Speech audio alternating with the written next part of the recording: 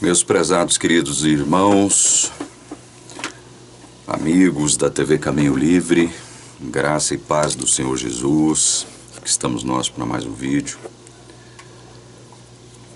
Antes de darmos início à apresentação daquilo que a gente quer transmitir hoje, quero enviar uma saudação fraterna a minha nora, Bruna, está lá em Dallas, no Texas, noiva do meu filho Lucas. Um grande beijo a vocês dois, que Deus possa guiá-los, abençoá-los, que Deus possa estar sempre com vocês e que vocês tenham essa percepção da presença de Deus na vida de vocês, onde quer que vocês estejam, ok? Muito bem. Eu estava refletindo, procurando refletir sobre alguns textos de Ellen White acerca do sábado. E algumas coisas me chamavam muita atenção quando eu era adventista acerca dessa questão do sábado.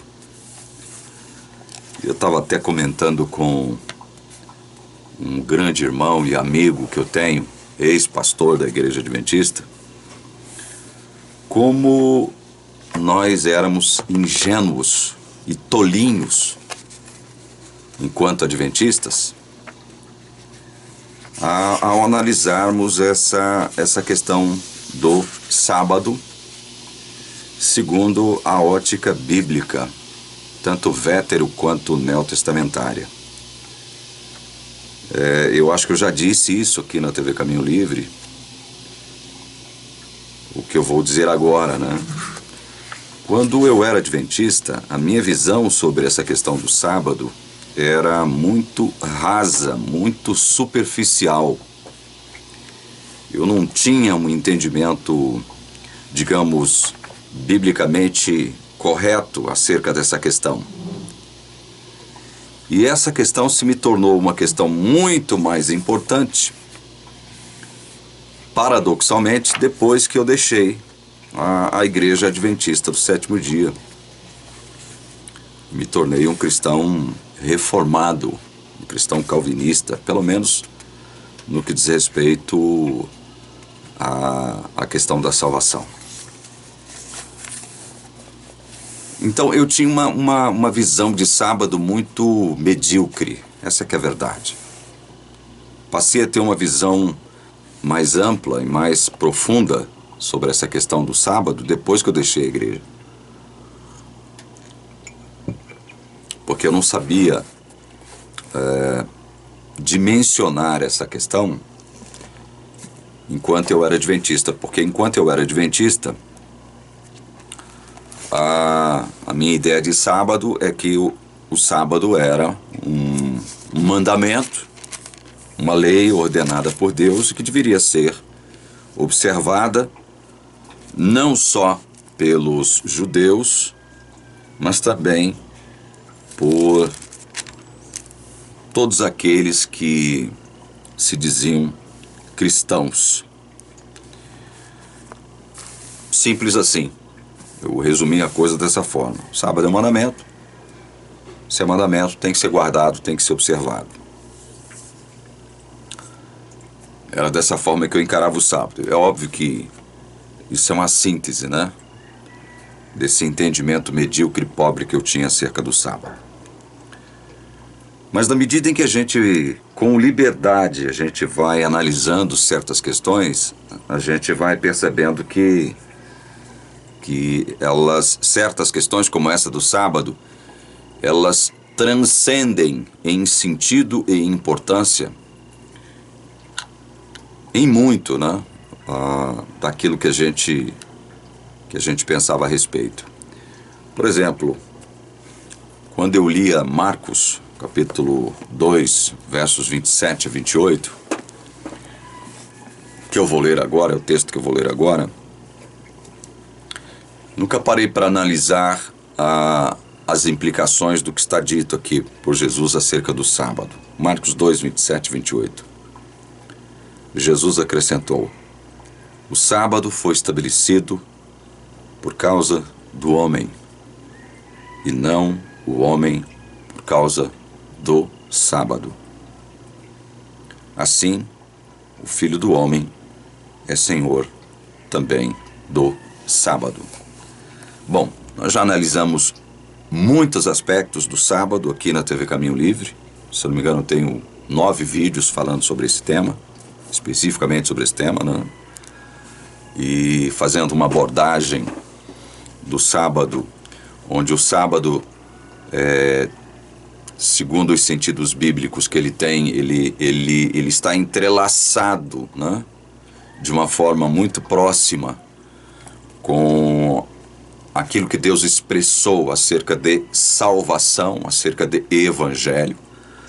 E aí muitos podem se surpreender, né, podem ficar assustados e antecipar uma acusação de contradição, né, a tudo aquilo que eu penso. Bom, se o sábado está de algum modo ou de diversos modos atrelado à questão da salvação, por que você não o guarda?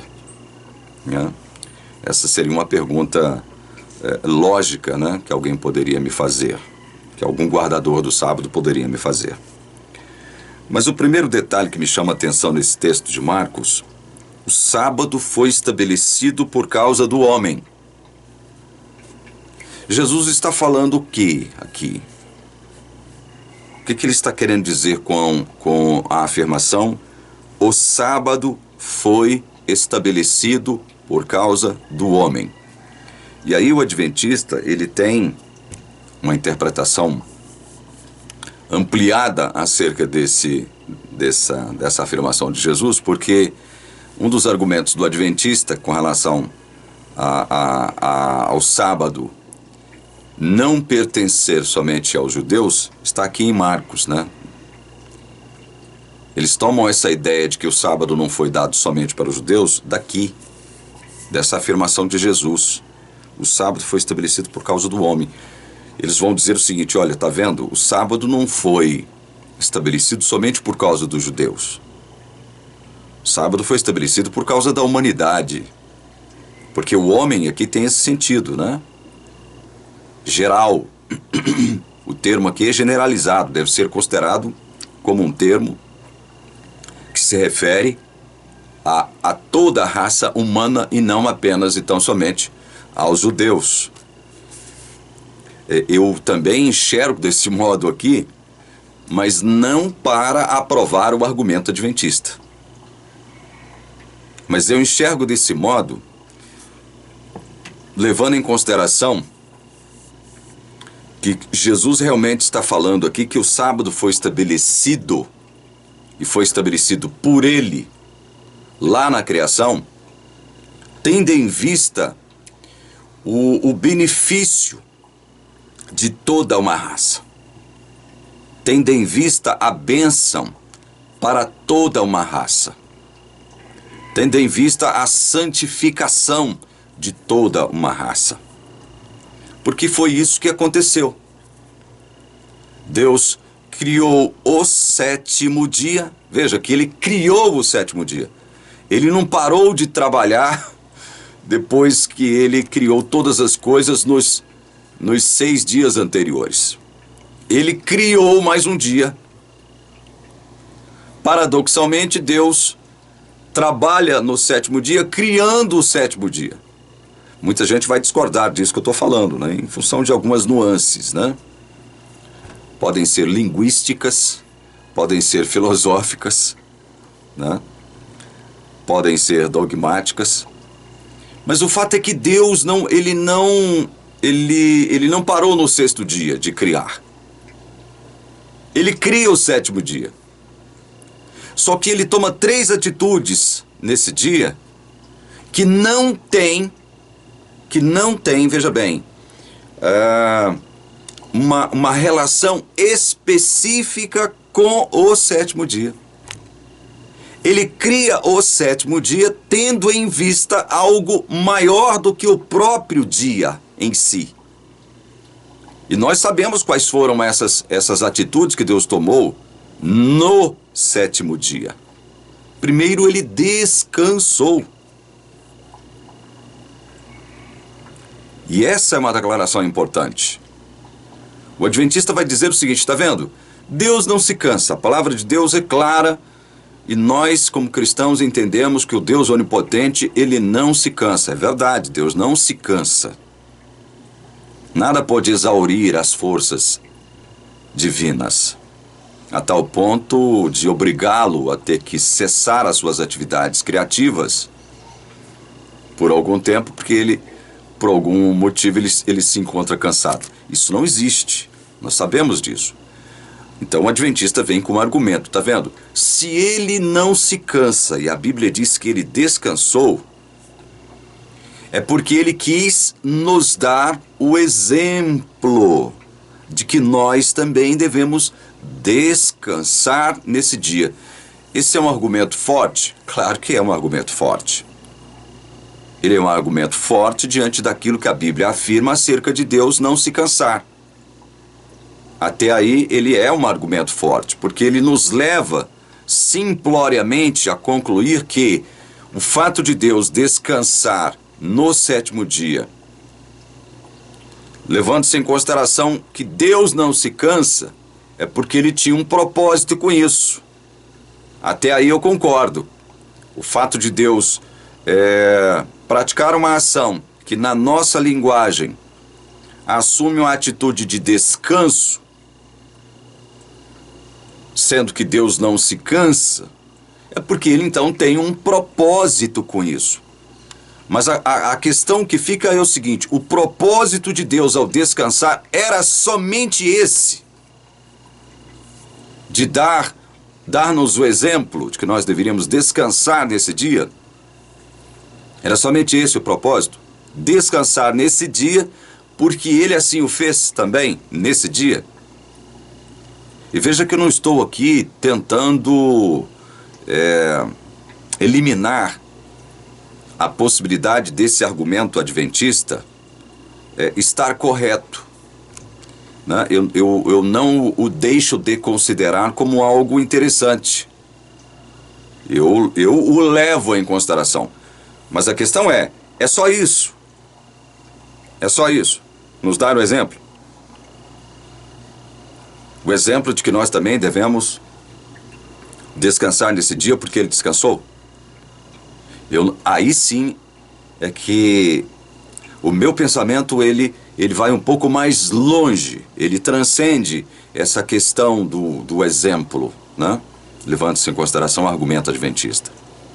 Qual seria esse propósito maior, na minha modesta visão, de Deus descansar no sétimo dia, essa questão que transcende o propósito do exemplo, puro e simples. É simples, é muito simples.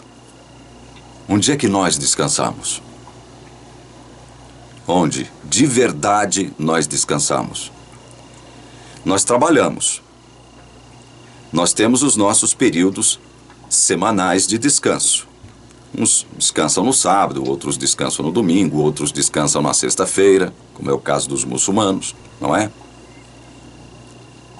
Você trabalha o ano todo, mas a lei garante um período de férias a você, pelo menos a lei brasileira nos garante isso.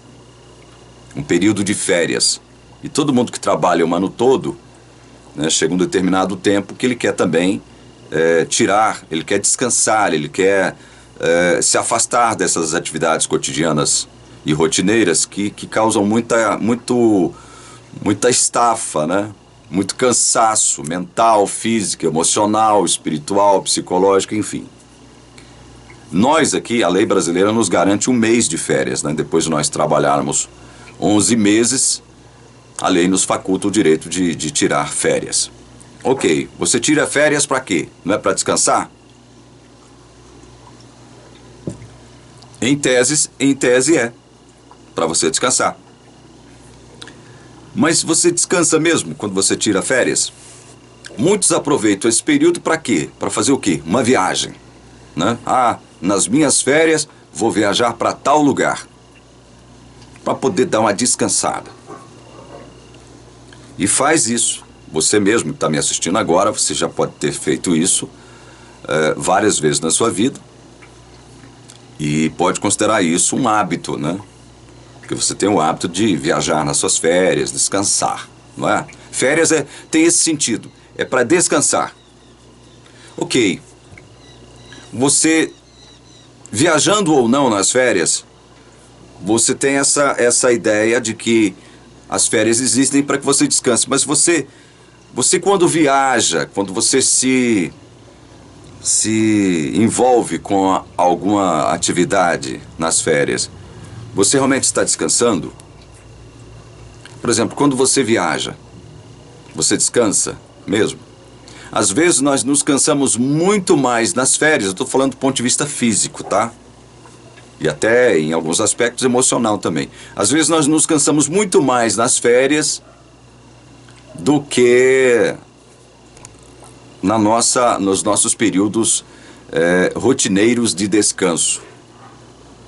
Poderia ser um período semanal, período mensal, vai depender daquilo que você faz. Às vezes nós nos cansamos muito mais nas férias do que quando estamos vivendo dentro daquela rotina já habitual. Não é verdade?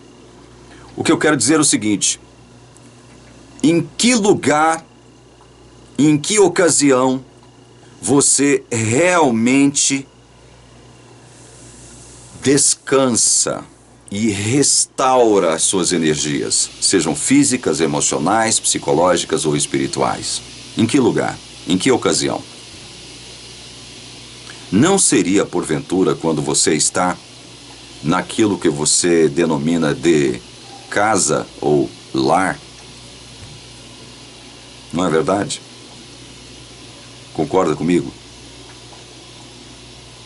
Eu descanso de fato e de verdade no meu lar, na minha casa, naquilo que eu considero como minha casa, como meu lar, o meu canto, o meu cantinho, o meu espaço. Eu só descanso ali. Eu só consigo descansar de verdade na minha casa. Não é verdade? Tente só imaginar a possibilidade, não estou querendo enfiar a goela abaixo da sua inteligência, nada que te seja prejudicial. Mas tente, pelo menos, imaginar a possibilidade de Deus estar descansando lá no sétimo dia para transmitir uma mensagem aos seus filhos de que agora, quando ele descansa, ele está transmitindo a mensagem para os seus filhos de que ele está em sua própria casa, junto com seus filhos, sua família terrena.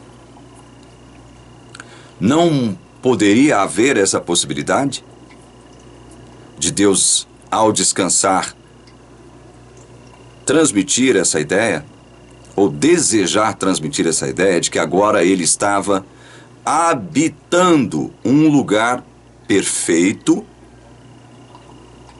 puro, santo, harmonioso, ou seja, uma casa que ele criou para poder habitar juntamente com as suas criaturas? Será que não haveria essa possibilidade de Deus desejar transmitir isso? Eu estou fazendo essa pergunta a você, meu irmão adventista, com muito respeito.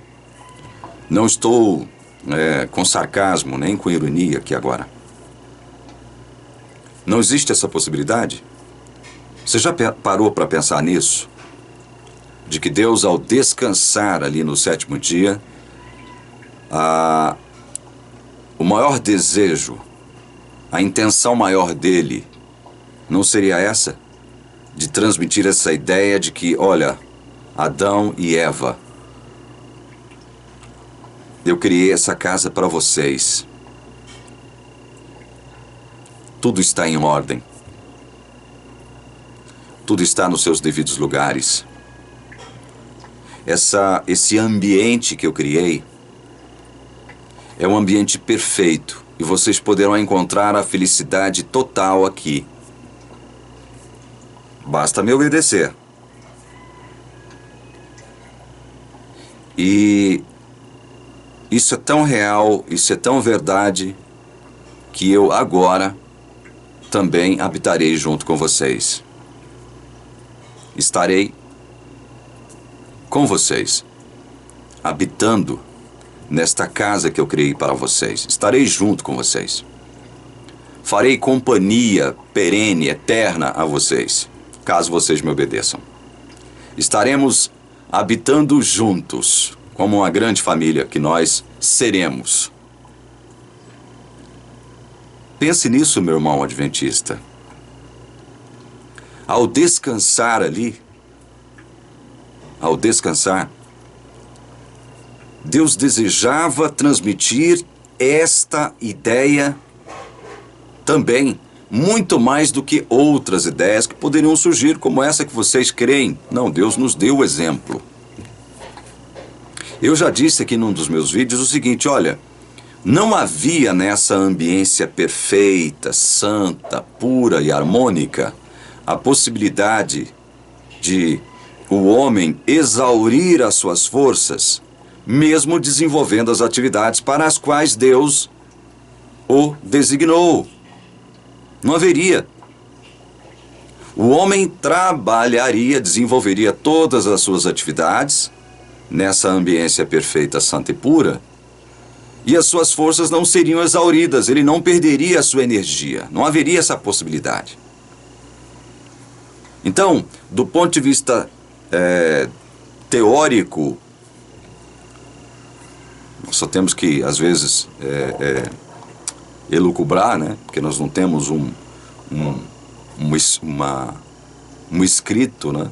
Nós não temos uma carta, nós não temos uma revelação explícita sobre isso. O homem não necessitaria de um descanso. Ele não necessitaria de um dia para, bom, eu estou muito cansado e agora eu preciso descansar e eu estou com o meu corpo necessitado de um repouso para que eu possa recuperar as minhas energias perdidas. Ou seja, não havia isso, porque o próprio fato de Deus dizer para Adão e Eva lá depois do pecado o seguinte, olha, agora vocês vão ter que suar o rosto para produzir o pão de vocês, para produzir a comida de vocês. Agora vocês vão ter que suar.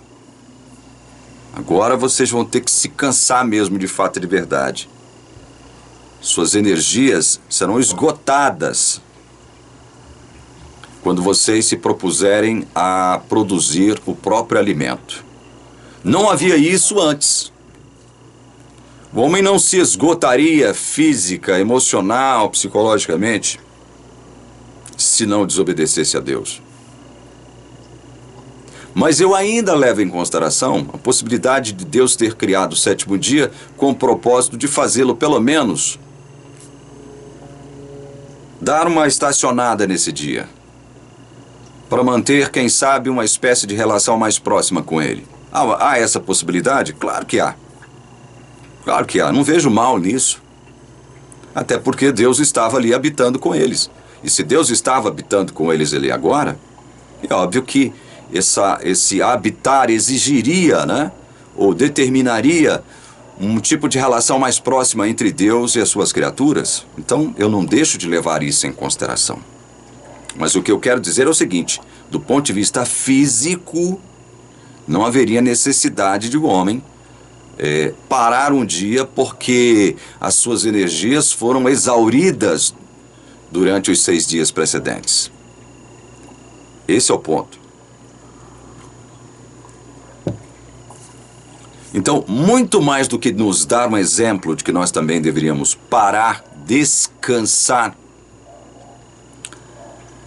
existe por trás desse descanso de Deus, dessa atitude de Deus um ato, né, uma ação divina com o desejo de imprimir em suas mentes, nas mentes das suas criaturas, no caso até então Adão e Eva, o desejo de fazer com que eles entendessem que Deus agora estava habitando com eles. Deus então havia mudado de endereço por causa deles. E por causa deles, veja bem, é que ele estabeleceu o sétimo dia. Não houve, veja, não houve a ordenança ali no Éden de o homem ter que interromper as suas atividades no sétimo dia. Não houve essa ordenança ali. Podemos presumir que havia? Podemos, é um direito que nós temos de presumir, de imaginar, de elucubrar. Mas se nós levarmos em consideração apenas e tão somente o está escrito, não há isso. Não há essa ideia aqui, né, explícita. Isso não está explicitado, isso não foi revelado. Até porque, como eu disse, todas as atividades que deveriam ser desenvolvidas pela criatura que Deus havia criado, não implicaria em exaurimento das forças físicas, das energias mentais e físicas. Não implicaria nisso. As atividades que deveriam ser desenvolvidas pelo homem, se ele não pecasse, seriam atividades abençoadoras, muito produtivas, gratificantes, que produziria paz, produziria harmonia, produziria felicidade, produziria alegria real. Então, eu vejo com essa atitude de Deus, descansar no sétimo dia, esse propósito maior. Estou com vocês. Estou inaugurando aqui agora, com o meu descanso, essa casa. Essa casa que eu preparei para vocês, e porque eu os amo, estarei junto com vocês aqui. Vocês não estarão sós aqui.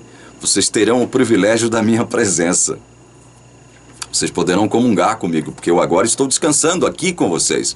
Veja que Deus descansa dentro desta circunscrição. Óbvio que isso aqui é um termo humano. Deus descansa ali, nessa nova ambiência que ele havia criado. Ele não descansa no céu. Ele desce e descansa naquela ambiência perfeita e harmônica que ele havia criado. Não tem nada a ver com o céu isso aqui. É por isso que eu consigo enxergar esse propósito maior de Deus através do seu descanso. Estão entendendo? Ou seja, é a inauguração, o descanso de Deus, paradoxalmente, significa a inauguração do planeta Terra como não só a casa do homem, a casa da humanidade, mas a casa de Deus também agora. Deus habitando com as suas criaturas, num ambiente santo, puro e perfeito. Outra coisa, o fato de Deus abençoar e santificar esse sétimo dia. Vamos ler o texto, para ficar mais fácil. Gênesis 2, versos de 1 a 3. Assim, pois, foram acabados os céus e a terra, e tudo o que neles há. Foram acabados. Deus terminou a sua obra ali, ao criar céus e terra, ou seja, todo o universo foi criado. Todos os planetas foram criados. Toda essa dimensão cósmica, juntamente com a Terra agora organizada, preparada, pronta para que houvesse vida, e vida em abundância nesse planeta, tudo fora criado, tudo fora organizado, tudo fora colocado nos seus devidos lugares, tudo estava funcionando, digamos assim, como deveria funcionar, né? E havendo Deus terminado no sétimo dia a sua obra que tinha feito, ou seja, Isso nos dá a entender que o sétimo dia também era obra de Deus. Não é verdade? Ele termina no sétimo dia. Então isso nos leva a crer que o próprio dia, o próprio sétimo dia, fazia parte da obra de Deus. Obra de Deus para o homem, para a humanidade. E havendo Deus terminado no sétimo dia a sua obra que tinha feito, descansou nesse dia de toda a obra que tinha feito. Veja, ele descansa de toda a obra que ele tinha feito, ou seja, ele não está descansando somente por causa do sétimo dia. Ele está descansando por tudo aquilo que ele havia feito, inclusive o sétimo dia, porque o sétimo dia era obra dele também. Então ele descansa por conta de tudo o que ele havia feito antes.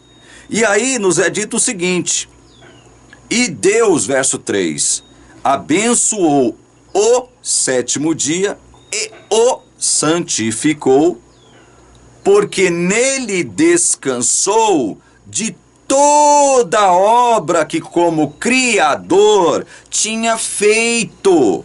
Percebam que no sétimo dia o sétimo dia está intimamente relacionado com tudo o que ele havia feito antes. Então essa bênção, primeiro, esse descanso, essa bênção e santificação que ele determina ali no sétimo dia, não significa que apenas e tão somente o sétimo dia é que era abençoado e santificado. Não. Todas as demais coisas que Deus havia criado antes receberam a chancela da bênção e santificação de Deus. Tudo era puro, tudo era santo. Não havia mancha de pecado, não havia conflito, não havia tensão entre Deus e as suas criaturas, entre as suas criaturas e as criaturas que Deus criou para o bem do homem. Tudo estava em harmonia, total, completa. Quando Deus então abençoa e santifica o sétimo dia, Ele não está abençoando e santificando apenas e tão somente o sétimo dia. Ter esta ideia, como eu mesmo tive, creio que muitos adventistas também a têm ainda hoje, é apequenar o sentido do sétimo dia. É apequenar o sentido do sétimo dia. É considerá-lo sob um prisma muito raso, muito pobrezinho, muito pequeno. O sétimo dia, então, ele constitui-se na inauguração. É Deus inaugurando e transmitindo ao homem todas as bênçãos que ele havia criado para o homem. E dizendo o seguinte: estou com vocês. Estou habitando com vocês aqui. Vocês terão o privilégio da minha companhia. Porque, na verdade, o homem, ele descansa de fato e de verdade, e aí eu estou falando de um ponto de vista mais espiritualizado do que propriamente físico, emocional e mental. Ele descansa de verdade quando ele está junto com o seu Criador, quando ele habita com o seu Criador, quando ele tem na pessoa do seu Criador o suporte para toda a sua vida, em todos os seus aspectos, quando ele sabe que existe um paizão que está por trás dele, que assegura que tudo vai dar certo. Ele está protegido, ele está amparado pelo Pai, pelo Criador, no caso. Então o homem descansa mesmo de verdade, a humanidade só descansa de verdade quando ela está amparada no próprio Criador, quando ela está junto do próprio Criador. A humanidade foi criada à imagem e semelhança desse Deus Criador. Então ela só descansa de fato e de verdade. Quando eu digo descanso, o sentido desse descanso, ele alcança todas as facetas do homem, né? Todos os múltiplos aspectos do homem, quando ele está junto com o seu Criador. Ele está amparado pela presença do seu Criador. O homem não consegue descansar distante do seu Criador. Ele pensa que pode, mas não pode. E não consegue. Ele não consegue. Então, o sétimo dia tem esse sentido muito maior. De dizer o seguinte, olha, Deus está inaugurando essa casa perfeita, pura, santa e harmônica, abençoada, para vocês, humanidade. Para vocês. Basta vocês obedecerem apenas uma ordem que eu dei. Só uma ordem, um mandamento que eu dei. Só um. Basta vocês obedecerem esse mandamento. Em tempo de prova. Né? Se vocês obedecerem esse mandamento, quando eu os provar, né? Quando eu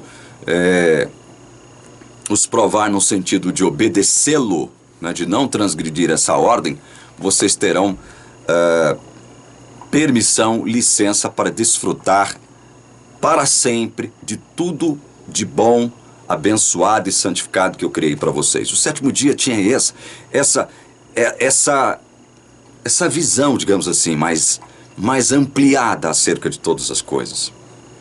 Por isso é que aqui em Marcos, Jesus está dizendo, olha, o sábado foi estabelecido por causa de vocês. Deus criou o sétimo dia por causa de vocês, seres humanos. Isso lá no Éden. Lá no Éden.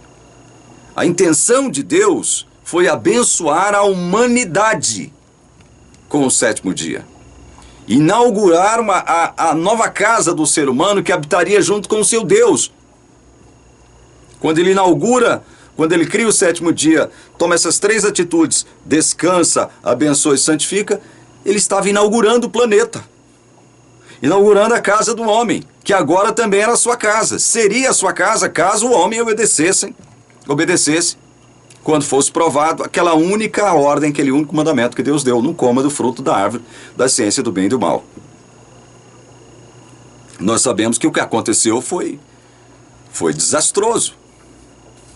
Mas o propósito era esse. O propósito original de Deus quanto ao sábado era esse. E é nesse aspecto que Jesus está dizendo, o sábado foi estabelecido por causa do homem. Isso não significa também dizer que Jesus, quando diz isso aqui, ele estava desconsiderando o fato de que depois que a humanidade o desobedeceu, caiu em pecado, Deus não poderia mais descansar ali. Deus não poderia mais habitar num mundo contaminado pelo pecado, num mundo amaldiçoado por ele mesmo, por causa do pecado do homem. Toda a terra fora amaldiçoada por Deus. Deus não mais poderia descansar numa ambiência assim. Deus teria que voltar a trabalhar por causa do pecado. Não é isso exatamente o que nos diz o profeta Isaías? Não é exatamente isso?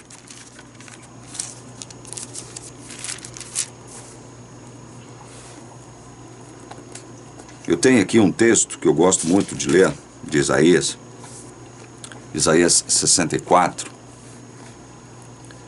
verso 4.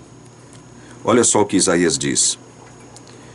Porque desde a antiguidade não se ouviu, nem com ouvidos se percebeu, nem com os olhos se viu, Deus além de ti, que trabalha para aquele que nele espera. Um Deus que trabalha para aquele que nele espera. Deus sai do seu descanso, ele não pode mais descansar. Com a entrada do pecado, ele amaldiçoa a terra por causa do homem e obrigatoriamente ele tem que abandonar esse descanso. Ele não pode mais habitar com o homem num mundo de pecado. Num mundo que agora fora amaldiçoado por ele mesmo. Ele criou e por conta do pecado ele amaldiçoou toda a terra. Não foi apenas a humanidade que seria amaldiçoada por ele. Toda a terra, todas as demais criaturas de Deus seriam amaldiçoadas por conta do pecado do homem. Deus então tem que voltar a trabalhar com o propósito de resgatar aqueles que ele na eternidade propôs consigo mesmo, Pai, Filho e Espírito Santo, resgatar. Por isso ele sai do seu descanso. Então agora ele tem que trabalhar para resgatar a humanidade, resgatar o homem. É óbvio que depois que ele, com seu braço estendido, com a sua força, com seu poder, ele retira o seu povo da escravidão egípcia, isso é evidentemente uma alegoria do que Deus faz conosco na salvação, né? É uma espécie de protótipo, né? Daquilo que acontece na salvação. Deus tem que retirar o seu povo da escravidão egípcia. Do contrário, o povo, por si só, não conseguiria se libertar da escravidão egípcia. Deus tem que tirá-los de forma poderosa, com seu braço estendido, como diz o texto bíblico, da escravidão egípcia, para torná-lo uma nação, para fazer daquela gente um povo, uma nação. E ali, então, Deus estabelece o sétimo dia como um mandamento. É ali, no deserto, logo após a libertação do cativeiro egípcio, que Deus determina que o sábado deve ser agora, deve ser o quê? Guardado e santificado pelo seu povo, o povo que ele havia o quê? Libertado do cativeiro egípcio. Porque vejam, não é isso o que nos diz Deuteronômio capítulo 5? Vamos lá para Deuteronômio. Deuteronômio capítulo 5.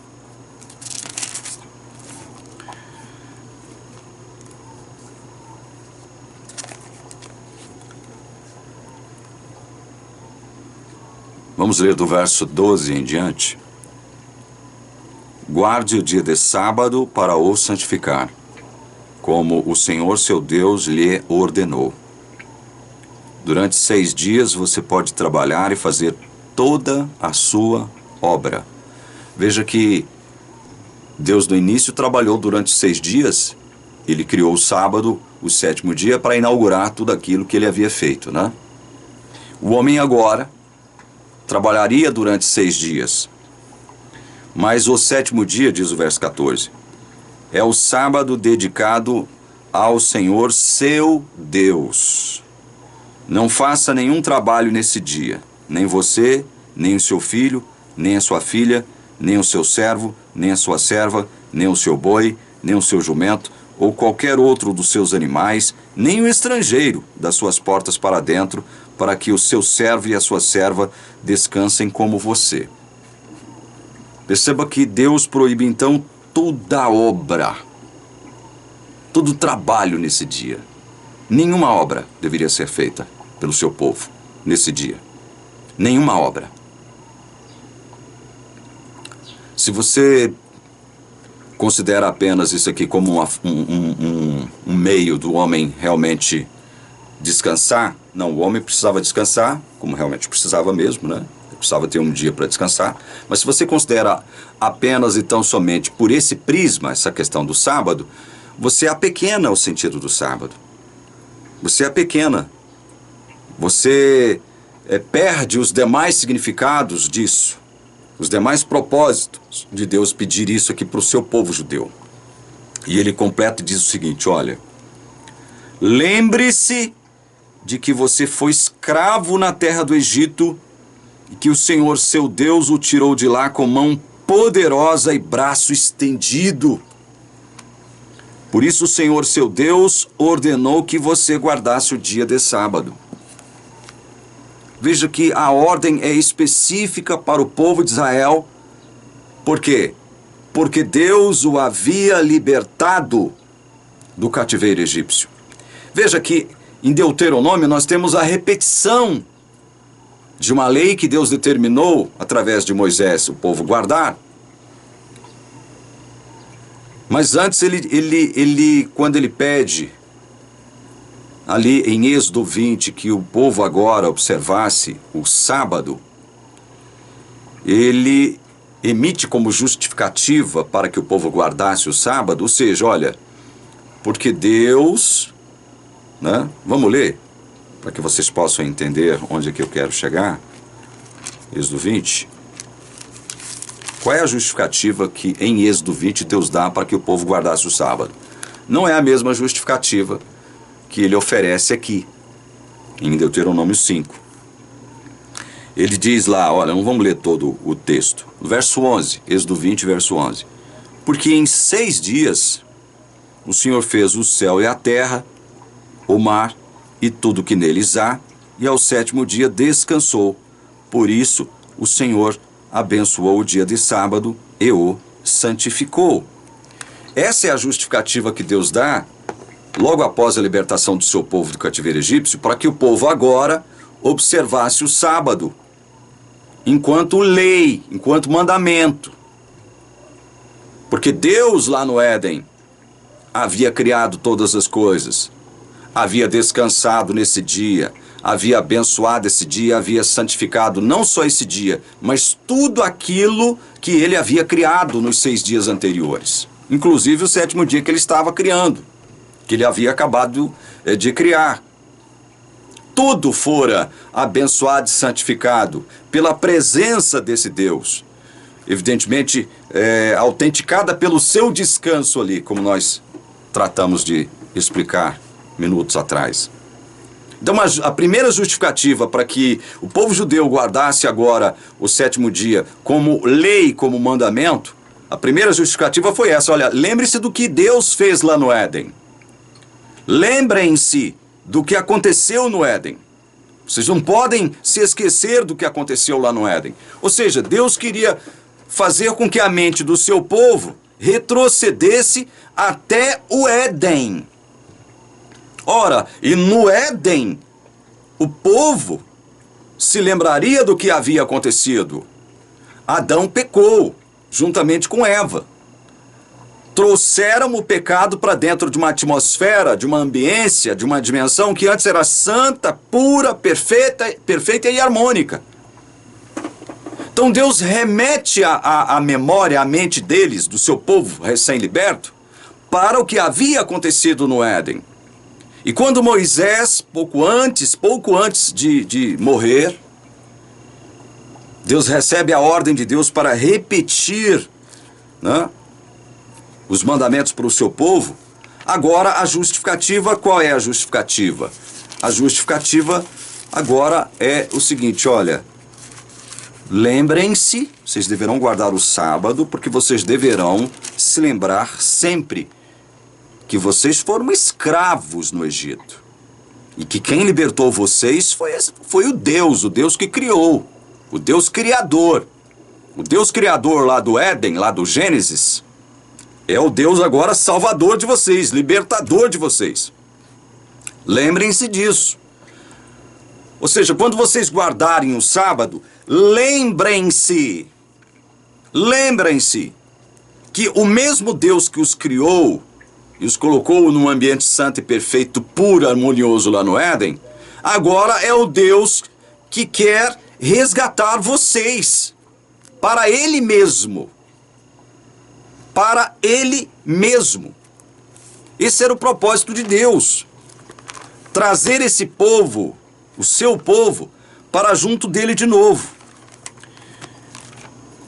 Eu não me lembro se é nesse texto que eu vou ler agora para vocês, mas se não for, depois eu trago o texto que me vem à mente agora, que confirma isso que eu estou dizendo. Leia comigo Deuteronômio 5, versos de 1 a 3. Deuteronômio 5, versos de 1 a 3. Moisés chamou todo Israel e lhe disse: escute, Israel, os estatutos e juízos que hoje lhes anuncio, para que vocês os aprendam e tenham o cuidado de pôr em prática. O Senhor nosso Deus fez aliança conosco em Horebe. Não foi com nossos pais que o Senhor fez esta aliança, e sim conosco, todos os que hoje aqui estamos vivos. Ou seja, o Senhor Deus fez aliança conosco. Ou seja, Deus estava entrando numa relação pactual com o seu povo. Deus queria ter o seu povo de volta consigo. Lá no Éden, quando ele descansa, esse era o propósito de Deus.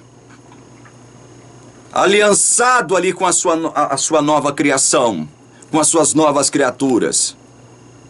Esse era o propósito do descanso, da bênção e da santificação ocorridas no 7º dia, lá no Éden.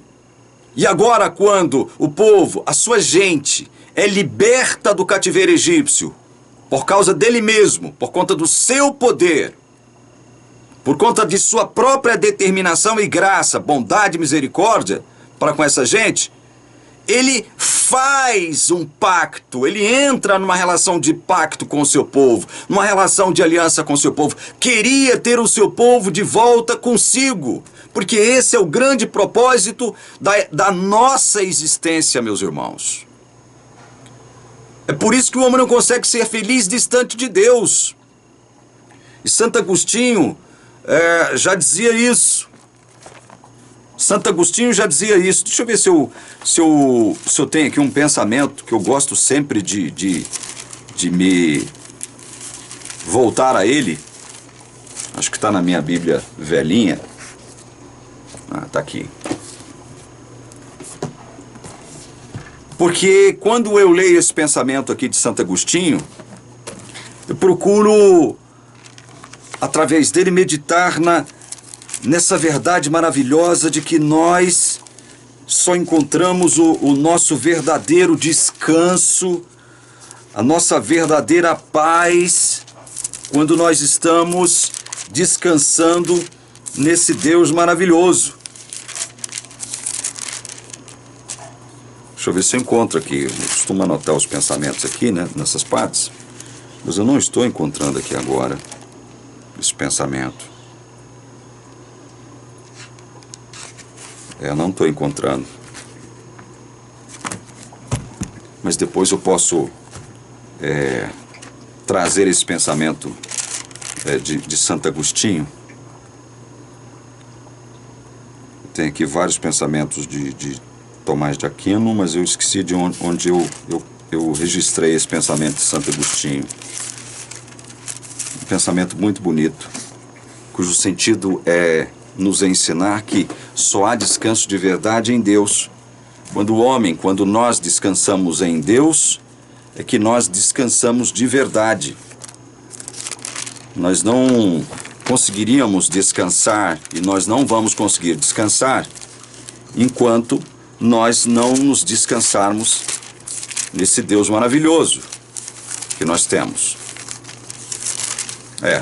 Eu realmente perdi aqui o lugar onde eu anotei esse pensamento de Santo Agostinho aqui. Mas o que importa é nós sabermos isso. Então, quando Jesus, voltando ao pensamento aqui de Marcos 2, 27 e 28, quando Jesus afirma que o sábado foi estabelecido por causa do homem, ele tinha essa ideia, né, maior para expressar o povo judeu. E dizer para o povo judeu o seguinte: olha, o propósito original de Deus, ao criar lá o Shabat, né, o 7º dia, descansar lá, porque o verbo que indica que Deus descansou lá no 7º dia é o Shabat, era esse: abençoar, beneficiar a humanidade, né? E aí ele diz: olha, o sábado foi estabelecido por causa do homem e não o homem por causa do sábado. Ou seja, não é o homem que tem que fazer com que o sábado, enquanto lei, né, ele receba toda a nossa atenção enquanto lei, enquanto mandamento, enquanto uma obrigatoriedade, né? Ou seja, a minha vida não pode ser, veja bem, não pode se desenvolver, não pode evoluir, não pode andar por causa desse negócio chamado sábado, que é o mandamento. Eu não posso viver em função disso, como um fim em si mesmo. Esse é o sentido do que Jesus quer dizer aqui em Marcos 2, 27, 28. Esse é o sentido. Eu não posso viver em função de um dia. A minha vida não pode convergir somente para esse dia enquanto lei, enquanto mandamento. É isso que vocês estão fazendo enquanto judeus. Vocês vivem para o mandamento do sábado, para a lei do sábado. Quando na verdade o sábado deveria servir vocês. Vocês é que são servos do sábado. Por isso é que Jesus diz aqui, olha, assim o Filho do Homem é Senhor também do sábado. O filho do Homem é Senhor do sábado. Ele não se coloca dentro do perímetro, dentro da circunscrição sabática, como servo desse dia, como servo desse mandamento, porque quem criou esse mandamento, primeiro, quem criou esse dia, e depois quem criou este mandamento foi ele. Então ele é Senhor, ele possui dupla autoridade sobre esse dia, primeiro porque o criou lá no Éden, quando não havia pecado. E agora, depois da libertação do cativeiro egípcio, ele dá esse mandamento da observância do sábado para o seu povo judeu, os descendentes de Abraão, povo que ele havia libertado do cativeiro egípcio. Foi para esse povo que Deus deu o sábado, Jesus deu o sábado. Então vejo que Jesus ele quer colocar a questão do sábado em sua real perspectiva, em sua devida perspectiva. Gente, e eu vou encerrar esse vídeo apresentando justamente aquilo que a Igreja Adventista faz com relação a esse dia, que é justamente o que os judeus também faziam com esse dia. A pretexto de observar os mandamentos de Deus, a pretexto de dizer que nós somos um povo, os adventistas, né, que guarda todos os mandamentos de Deus e a fé em Jesus, a pretexto de afirmar isso para o mundo, é que a igreja acaba incorrendo nos mesmos erros que os judeus praticaram, incorreram ao tentar guardar o sábado, santificá-lo. Ou seja, os erros que o próprio Jesus condenou aqui. Olha, vocês estão invertendo as coisas.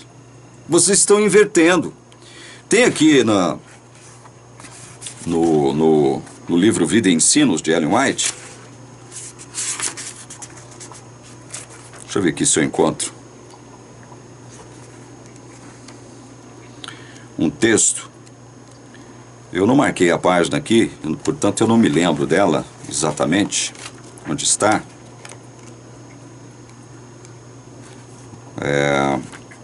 É um texto onde Ellen White, no livro Vida e Ensinos, tá?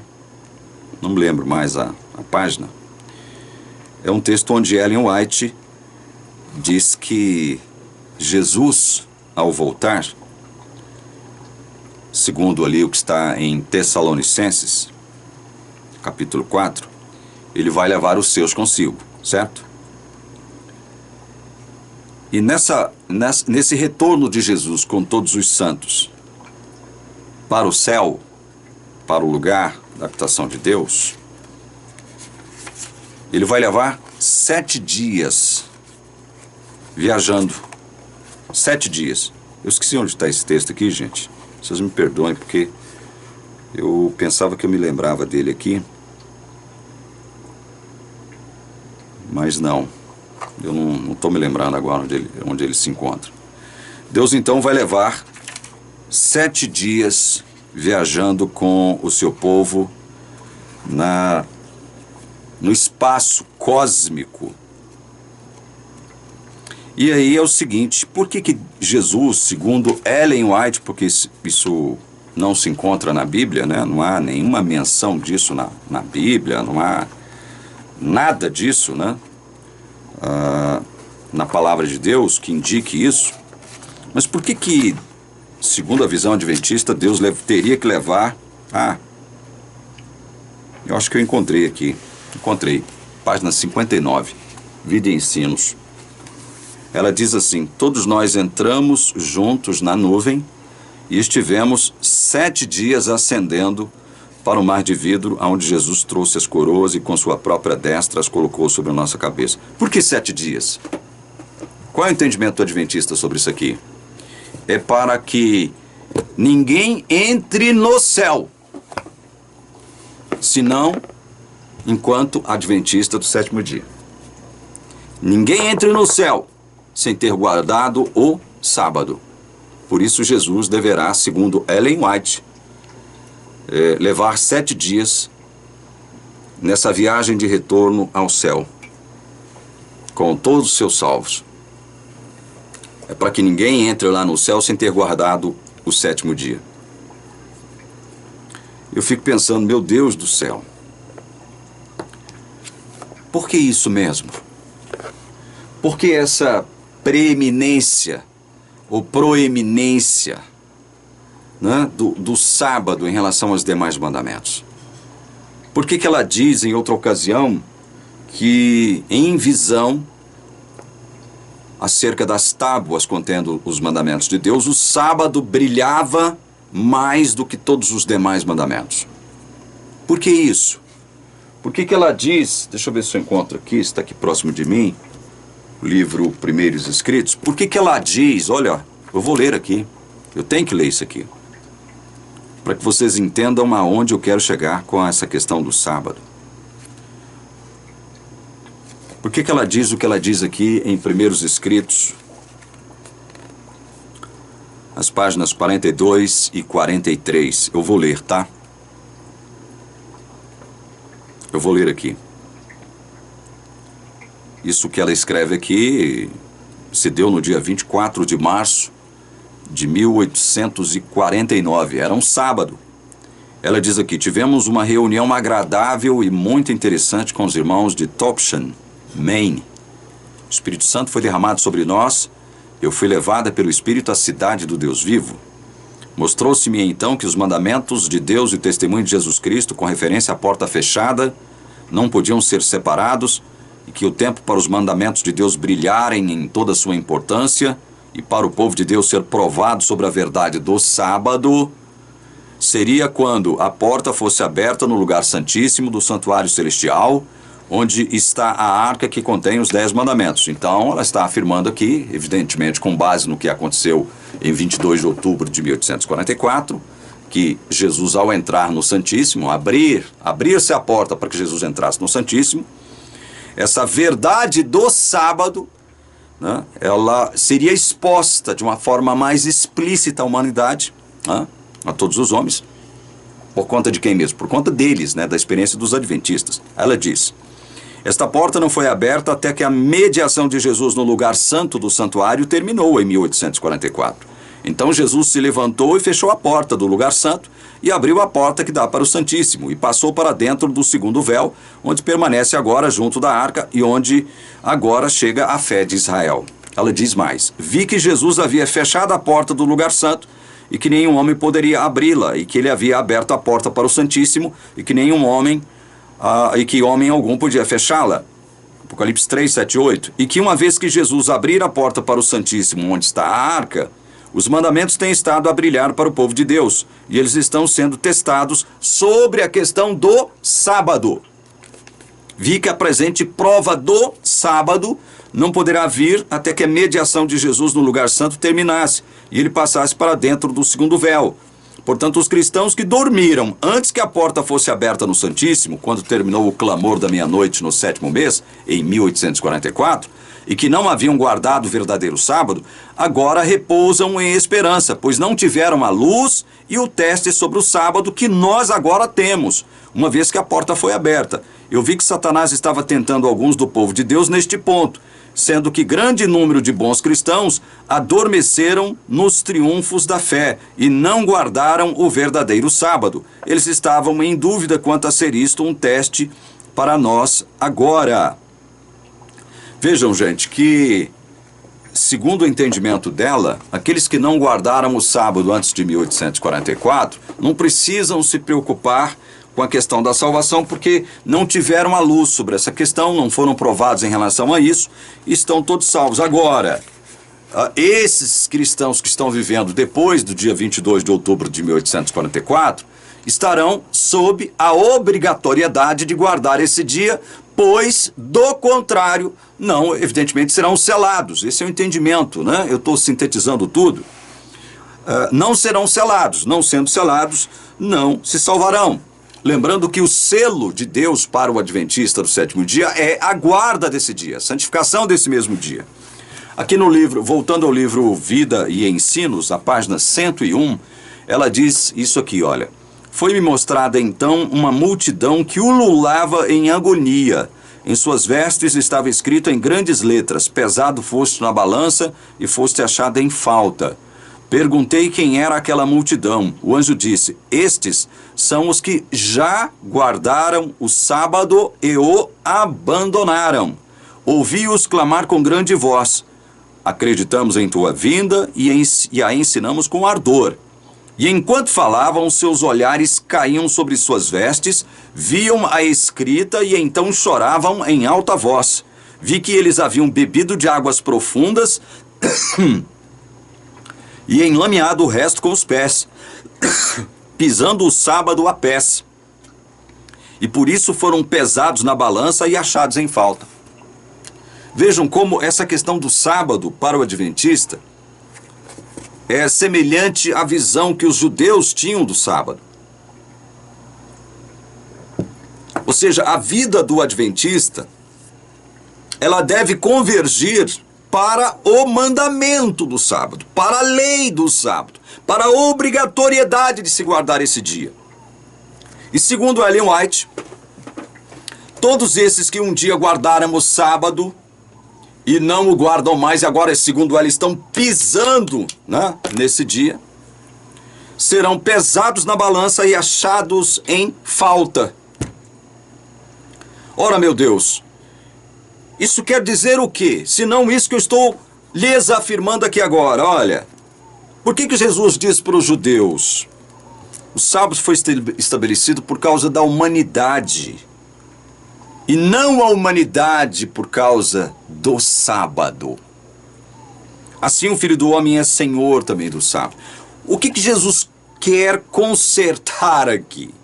O que ele quer revisar aqui? Que tipo de coisa ele intencionava fazer ao dizer o que ele disse aqui em Marcos? O que está relatado em Marcos. Era reformar a visão que o povo judeu tinha acerca do sábado, enquanto mandamento. Tudo que vocês fazem tem um propósito. E esse propósito converge para o quê? Para a guarda desse dia. A vida de vocês se resume à guarda desse mandamento, desse dia. Tudo que vocês fazem, né, vai convergir para a guarda da lei do sábado, do mandamento do sábado. A vida de vocês gira em torno disso. Vocês são servos do sábado, quando vocês deveriam ser senhores do sábado. Ou seja, o sábado tem o propósito de servir a vocês, mas vocês inverteram tantas coisas que agora os escravos do sábado são vocês. Para o adventista, veja, eu não falo isso com o propósito de ofender, não. Não falo isso com o propósito de ofender. Porque eu também tinha essa mesma visão. A minha vida deveria converter-se para o sábado Ellen White, ela dita tantas regras acerca desse dia, e uma delas, eu me lembro, que eu já cheguei a pregar sobre isso, é que nós devemos começar, por exemplo, hoje, esse dia no qual eu estou gravando essa mensagem, é um sábado, 5 de fevereiro de 2022. Aí ela diz o seguinte, olha, nós devemos começar a pensar no sábado, já no primeiro dia da semana. Terminou esse sábado agora, nós já devemos começar a nos preocupar com o próximo sábado. Organizar a nossa vida de tal forma que no próximo sábado tudo esteja de conformidade para que nós guardemos, conforme a letra da lei, esse mandamento de conformidade com o mandamento, de conformidade com a lei, conforme a lei ordena. Então, existem essas ordenanças, né? Essas norminhas criadas por Ellen White, pela Igreja Adventista do modo geral, com relação ao sábado. Veja, ignorantemente, esse povo imita o povo judeu do passado, inverte as coisas. Inverte as coisas. O sábado deveria ser o quê? Uma bênção para o adventista. Mas acaba se tornando o quê? Um grande fardo impossível de se carregar. Um grande fardo. E ele acaba assumindo uma proeminência que deve ser direcionada a quem? A Jesus, que é o Senhor do sábado. Ele não se, como eu disse minutos atrás, ele não se insere nessa questão do sábado enquanto servo do mandamento. Ele não pode fazer isso, ele é o Senhor desse mandamento, dessa lei que ele criou. Aí alguém pode dizer, bom, então você está reconhecendo que Jesus é o Senhor dessa lei. Se ele é o Senhor dessa lei, você deve reconhecer também que você tem que estar submisso a ela. Veja, e agora eu parto realmente para a parte final do vídeo, né? Por que será que Jesus não ordenou ipsis literis? Ele não ordenou a ninguém, ele não ordenou a ninguém guardar o sábado, a santificar o sábado. Por que será? Você já parou para analisar isso, meu irmão adventista? Isso pode assustar você, né? O que eu estou perguntando aqui agora para você. Isso pode assustar você. Mas pare e pense. Não há nenhuma, eu faço questão de repetir, nenhuma ordem proveniente da boca santa do Senhor Jesus, ordenando, mandando, orientando, não vou dizer sugerindo, né, porque fica um negócio meio vago, a guarda do 7º dia da semana, o sábado. Você já parou para pensar nisso, meu irmão adventista? Porque Jesus não ordenou uma única vez a guarda do sábado. Porque Jesus não tratou de explicitar a importância de se guardar, a importância, a obrigatoriedade, a necessidade, a gravidade de se guardar o sábado conforme o mandamento que ele determinou para o povo judeu guardar. Porque Jesus não determinou a guarda do sábado. Pare e pense nisso, meu irmão adventista. E pare de querer brigar comigo como se eu estivesse tentando subverter a fé de vocês. Quando Jesus lá no deserto disse o seguinte para o povo judeu, que ele havia acabado de libertar do cativeiro egípcio: não façam nenhuma obra, nenhum trabalho, parem, cessem as vossas obras. Para onde ele queria ele queria remeter o povo judeu. Eu tenho essa mania, né, de me inserir ali no quadro.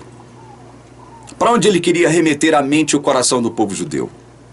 Para o fato de que ele não aceitará nenhuma obra humana com o propósito de salvar ou salvá-los. Você não tem o poder de salvar a si mesmo. A salvação agora é pela graça. na pessoa de Jesus, manifestada na pessoa de Jesus. Nenhuma obra sua será aceita para que você possa dizer o seguinte: eu, de algum modo, contribuí com Deus para a minha salvação. Um dos propósitos do sábado enquanto mandamento é esse: imprimir na sua ideia, na sua mente, no seu coração, que você, não há nenhuma obra que você possa fazer que irá determinar a sua salvação por conta disso. Deus disse: olha, não façam nada, nenhuma obra. Isso quer dizer o quê? Isso quer dizer o quê? Que você não tem o poder de realizar absolutamente nada que produzirá, que poderá arredondar, que poderá desembocar na sua própria salvação. O sábado, portanto, tem o santo propósito, o sábado enquanto mandamento para o povo judeu. Tinha o santo propósito de direcionar mente e coração do povo judeu para o Messias vindouro, que seria o grande responsável pela salvação deles, o resgate deles, a remissão de todos os seus pecados. Então o Messias veio para os seus, e os seus não o receberam, como diz o apóstolo João. Poucos dentre os seus povos o receberam. Poucos. O sábado apontava o quê? Para a obra que Jesus faria em prol da sua gente, do seu povo. E agora, um dos mistérios é esse, né? Que nos foi revelado com a vinda de Jesus.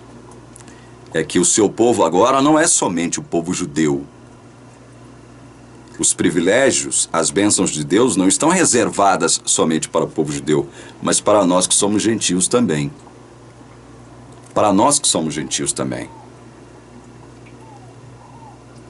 Então nós que somos gentios e que agora, junto com o povo judeu convertido, né, formamos um só povo, uma só nação, uma só tribo, um só rebanho, com um só pastor. E por que não pesa mais essa obrigação de nós observarmos o sábado? Por quê? Porque aquilo para o qual o mandamento apontava veio, que é Jesus. E conquistou aquilo para o qual o mandamento apontava, que era o quê? O descanso eterno. É por isso que Hebreus 4 diz o seguinte: olha, quem crê já entrou no descanso de Deus. Hebreus 4 é um texto maravilhoso, eu já falei sobre ele, por isso não vamos lá agora. Quem crê já entrou no descanso de Deus, independentemente de guardar o sétimo dia ou não. Já entrou no descanso de Deus. Por isso ninguém mais tem o poder de nos julgar, ou seja, de nos condenar pelo fato de nós não observarmos sábados, dias de festa, lua nova, comida e bebida, como diz Colossenses. Não pesa sobre nós esta obrigatoriedade, porque veja, nem Jesus e nenhum dos apóstolos ordenaram a guarda desse dia. Pare e pense sobre isso. A Bíblia está repleta de textos mencionando que os judeus guardavam esse dia. Que os judeus, todos esses judeus que se converteram ao cristianismo, guardaram esse dia. A igreja cristã primitiva, em seus primórdios, em sua incipiência, no seu nascedouro, comungava ali junto com os judeus nas sinagogas. Mas esse hábito de comungar com os judeus nas sinagogas aos sábados, esse hábito, ele foi se desfazendo com a passagem do tempo. E os cristãos passaram a observar, a adorar a Deus no primeiro dia da semana, por conta da ressurreição de Jesus nesse dia. A igreja cristã, em função da tensão que sempre houve entre judeus cristãos convertidos e gentios convertidos ao cristianismo, em função dessa tensão, desse conflito que havia, é que a igreja foi ao longo do tempo se distanciando da guarda dos sábados que acontecia onde? Nas sinagogas dos judeus. Porque não havia mais agora a necessidade de guardar esse dia. A necessidade de guardar esse dia não pesava mais sobre os ombros dos gentios convertidos. Porque se assim fosse, meus queridos irmãos adventistas que me assistem agora, muitos com ódio, muitos querendo me trucidar, se assim fosse, Jesus teria proferido um sermão somente sobre o sábado, para falar somente sobre a importância de guardar esse dia. A sua importância, a necessidade, a gravidade, evidentemente trataria de expor as implicações de se guardar, de se dever guardar esse dia. As implicações, inclusive, salvíficas. Mas ele não fez isso. Jesus nunca ordenou ninguém a guardar o sábado. Nenhum dos apóstolos, especialmente o apóstolo Paulo. E olha, Paulo teve várias oportunidades para deixar claro para todos a quem ele escrevia e com quem ele falava o seguinte, olha, mas o sétimo dia da semana, o mandamento do sábado é diferente, ele continua em vigor, deve ser guardado, sob pena de vocês perderem a vossa salvação. Não, não houve nada disso, nunca houve nada disso, meus irmãos. Pensem nisso. Pensem nisso. Eu vou encerrando esse vídeo, rogando as bênçãos de Deus sobre você que o assistiu até agora.